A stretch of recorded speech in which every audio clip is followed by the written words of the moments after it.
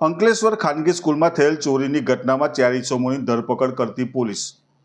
અંકલેશ્વર જીઆઈડીસીમાં આવેલ Lions international સ્કૂલમાં તસ્કરોએ તરખડાટ મચાવી સ્કૂલની ઓફિસમાંથી રોકડ 80,000 રૂપિયાની ચોરી કરી પલાયન થઈ જતા ચકચાર મચી જવા પામી હતી। ચોરીની સમગ્ર ઘટના સીસીટીવીમાં કેદ થતાં પોલીસને ચોરીનું પગેરું શોધવામાં સીસીટીવી કેમેરાની મદદ મળી હતી। ભરૂચ એલસીબીએ સીસીટીવીના ફૂટેજ આધારે તપાસ કરતા શકમંદ 4 ઇસમોની ધરપકડ કરી હતી। પોલીસે મૂળ રહે નેપાલ અને હાલ રહે સુરતના 4 ઇસમોની ધરપકડ કરી છે।